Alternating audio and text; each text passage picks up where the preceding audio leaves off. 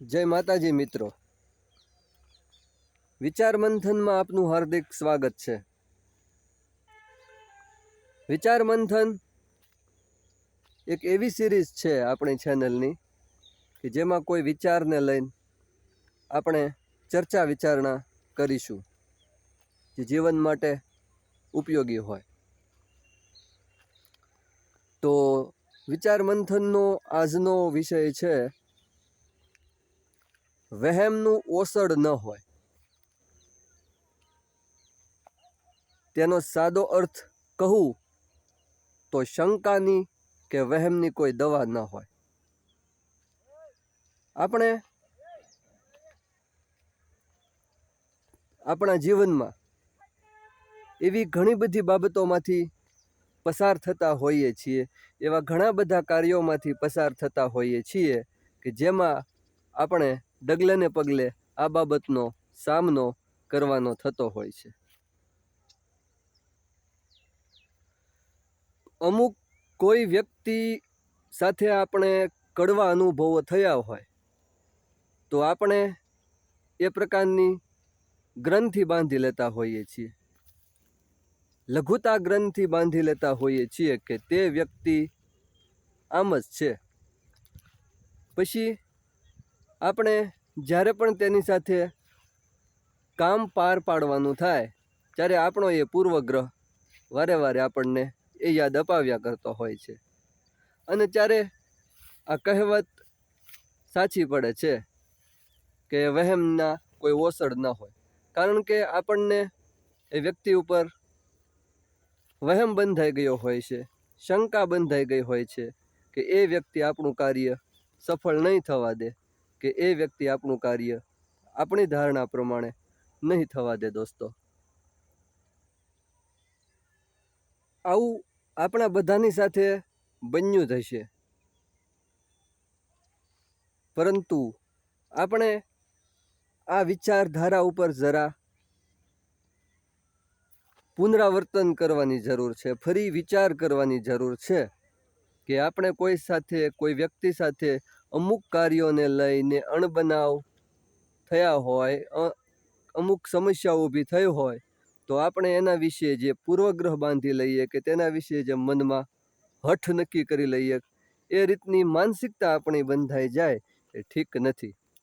ઘણા સંજોગોમાં તો આપણે એ વ્યક્તિ સાથે બોલવાનું પણ બંધ કરી દેતા હોઈએ છીએ, ભલે ને એ આપણા નજીકના સગા કેમ ન હોય। મિત્રો, આ માનસિકતા ઠીક નથી।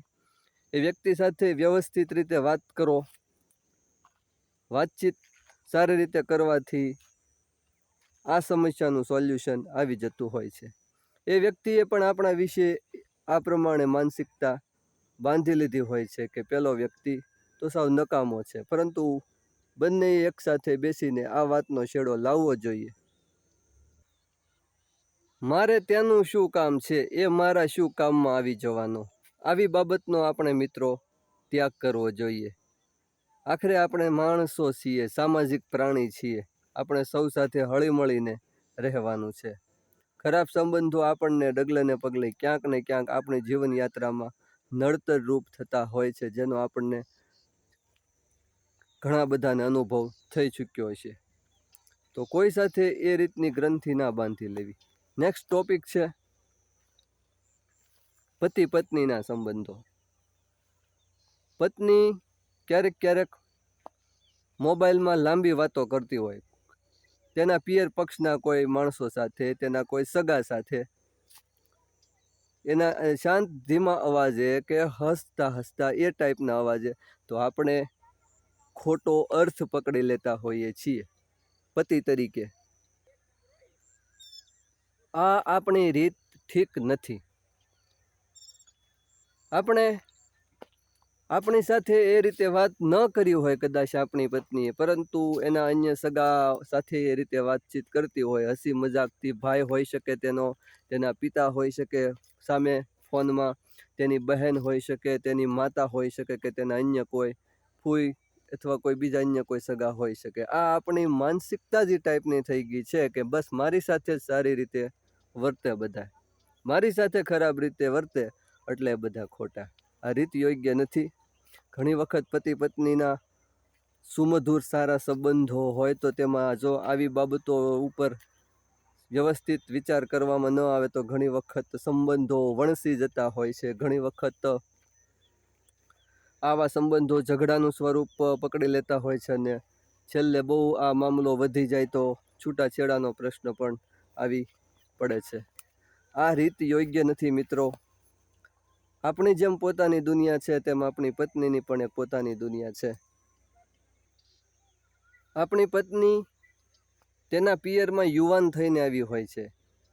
તેનો યુવાની કાળ મોટા ભાગનો તેના સંસ્મરણો, તેની નાનપણની યાદો, આ બધું પિયર સાથે જોડાયેલું હોય છે. તે આપણી ખોટી માંગણીઓથી કે આપણી અપેક્ષાઓથી એ સંબંધ થોડી વારમાં કપાઈ ના જાય. આપણે ઈચ્છીએ છીએ કે બસ આપણી પત્ની આપણી થઈને જ રહે, આપણી સાથે હું કહું તેમ જ રહે, આપણે કહીએ તે પ્રમાણે જ થાય.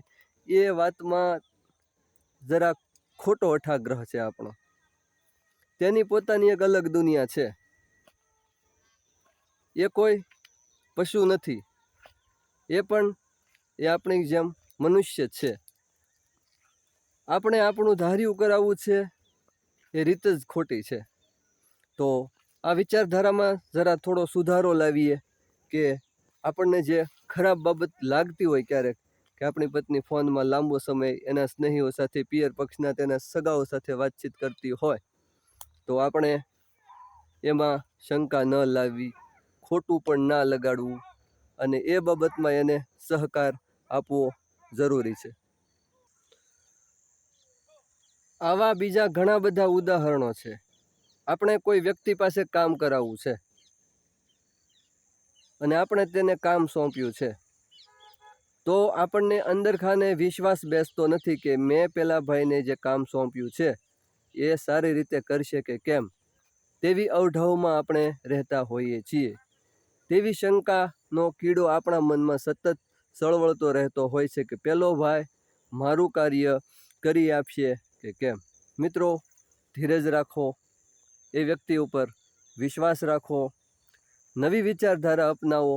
તમે એ વ્યક્તિને કાર્ય સોંપ્યું છે તો તમને તેના ઉપર વિશ્વાસ હશે તો જ તમે એ વ્યક્તિને કાર્ય સોંપ્યું હશે. એટલે તમારે અવિશ્વાસનો જે તમારા મનની અંદર ફણગો ફૂટે છે તેને તમારે મનમાં લાવવાનો પણ નહીં. બસ માત્ર વિશ્વાસ રાખવાનો કે તમારું કાર્ય એ વ્યક્તિ કરી આપશે જ. નેક્સ્ટ ટોપિક છે આપણા યુવાન બાળકોની પ્રવૃત્તિઓ ઉપર. જેમને યુવાન બાળકો છે તેમની પ્રવૃત્તિઓ, જે ભણવા જતા હોય, ટ્યુશનમાં જતા હોય, કોલેજે જતા હોય, તેમના મિત્રો સાથે રમવા જતા હોય, જે કાંઈ પ્રવૃત્તિ કરતા હોય, ઘણી વખત આપણે તેમને પૂછીએ અને એ આપણને ઉત્તર આપે તો આપણને તેમનો જવાબ ઠીક લાગતો નથી હોતો. ઘણી વખત આપણે આપણા બાળકને પૂછ્યું હોય, દાખલા તરીકે તે ક્યાંક રમવા ગયો હોય અને એણે કહ્યું હોય કે પપ્પા હું રમવા ગયો હતો, તો આપણે એનો ઉત્તર સાંભળીને ઘણી વખત માનતા નથી. યુવાન વયે, કિશોર વયે આપણા બાળકોની પ્રવૃત્તિઓ આપણને ઠીક લાગતી નથી. આપણે ભલે તેની હાજરીમાં સહમતી આપીએ કે ઓકે બેટા, ભલે તું ગયો હતો ને રમવા, તું ગયો હતો ને ટ્યુશનમાં, તું ગયો હતો ને સ્કૂલે, તું ગયો હતો ને શહેરમાં ફરવા કે ખરીદી કરવા, જે કાંઈ કામે ગયો હોય, પરંતુ અંદર ખાને આપણા મનની અંદર તેની પ્રવૃત્તિઓ ઉપર, તેના કાર્યો ઉપર સતત શંકાઓ રહેતી હોય છે. મિત્રો, હોઈ શકે છે અમુક કેસ બને છે આવા કે આપણા બાળકો આપણને કહે છે કાંઈ અને કાર્યો પણ બીજા કરતા હોય છે એ પ્રકારના જેણે ન કરવા જોઈએ. અમુક બાળકો એવી પ્રવૃત્તિઓ કરે છે જેને લીધે બધા બાળકો બદનામ થતા હોય છે. તો મિત્રો, આવી બાબતોમાં આપણો સ્વવિવેક કામે લગાડીએ, આપણી રીતે વ્યવસ્થિત પગલાં પણ લેતા જઈએ અને આપણો ઘર સંસાર સારી રીતે ચાલે તેનું ધ્યાન રાખીએ. વિચાર મંથનમાં જે વહેમના ઓસડના હોય ઉપર ઘણું કહી શકાય તેમ છે, પરંતુ આજે આટલું બસ. જય હિન્દ, વંદે માતરમ.